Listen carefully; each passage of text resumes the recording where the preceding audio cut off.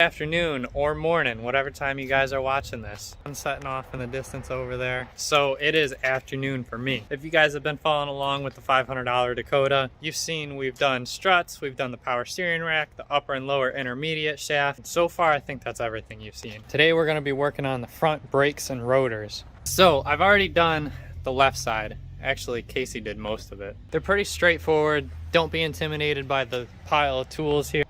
These took a little bit more finessing than normal, so it goes with this $500 Dakota. So all you're really gonna need to pop these off is this 7mm Allen socket. You got one bolt here, and we'll see if I can film it very well. And then you got one more down here. Once you loosen those up, the caliper is gonna pop out. You can take your brake pads out, and this will just pop off. The caliper and the wheel is what holds your rotor on.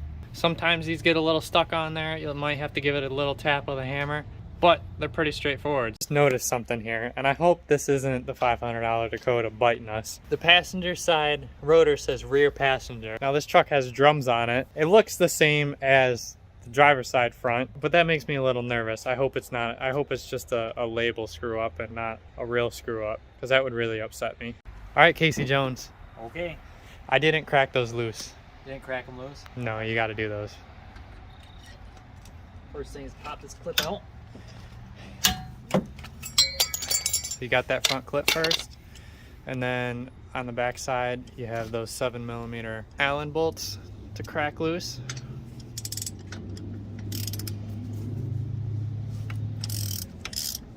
With those nuts cracked loose and the slide pins out, then the caliper will lift off. And you want to hang the brake caliper from a bungee cord because you don't want to put any stress on the brake line. Let's see if this one's loose. So you can see the old rotor just pops right off.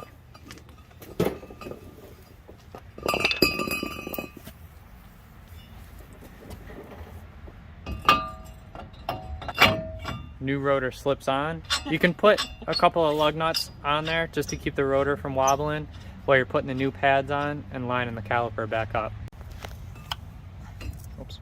Yep, you can leave that one in and take the old one out, the front one.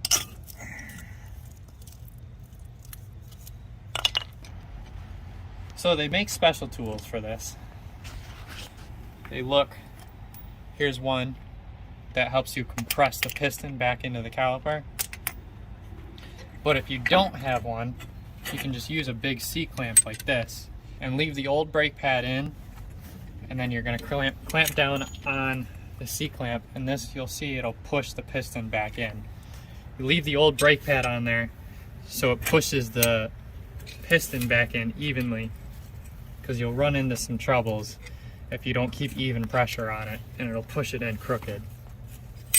On the other side, I couldn't get the piston to compress in just maybe about 1/8 of an inch, so I had to crack this bleeder loose here and then compress it some more, and obviously some brake fluid squirted out, but it finally, by doing that, it relieved enough pressure that the piston compressed all the way in.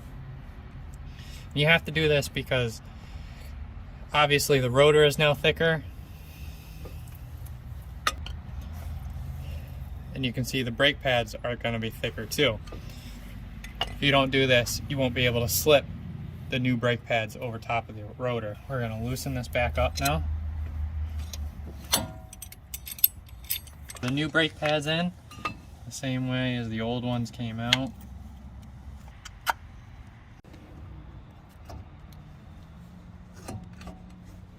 So with that piston compressed all the way, you can see the caliper just slides on real quick.